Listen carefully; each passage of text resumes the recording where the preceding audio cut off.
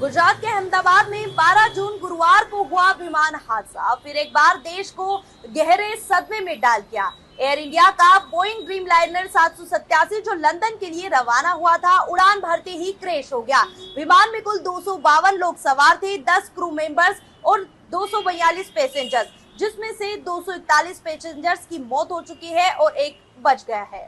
ये कोई पहला हादसा नहीं है जब एयर इंडिया के विमान को इस तरह का संकट झेलना पड़ा हो। याद होगी ये तारीख, 3 नवंबर 1950 लंदन से बॉम्बे जा रहा एयर इंडिया का विमान माउंट ब्लॉन्क के ग्लेशियर से टकरा गया। इस हादसे में 48 लोगों की मौत हुई। वजह बनी खराब मौसम और नेविगेशन में गड़बड़ी।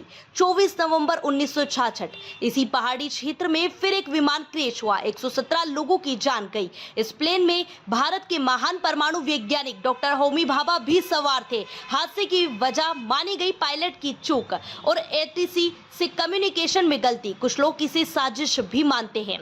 1 जनवरी 1978 मुंबई के तट के पास air India flight 855 take off के 2 मिनट बाद ही अरब सागर में गिर गई। 213 लोगों की मौत हुई। तकनीकी खराबी और स्थानिक भ्रम इसकी वजह बने। 23 जून 1985 एयर इंडिया के इतिहास का सबसे भयानक हादसा, फ्लाइट 182 जिसमें 329 लोग सवार थे, हवा में उड़ते वक्त बम ब्लास्ट से तबाह हो गई। यह आतंकी हमला था जिसकी जिम्मेदारी सिख उग्रवादी संगठन बब्बर खालसा पर डाली गई।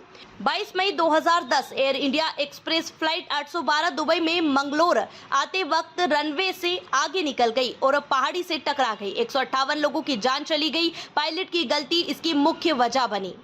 7 अगस्त 2020 कोझिकोड में लैंडिंग के दौरान फ्लाइट 1344 फिसलकर घाटी में गिर गई। विमान 2 हिस्सों में टूट गया। 21 लोगों की मौत हुई। भारी बारिश और पायलट की चूक इसकी वजह रही।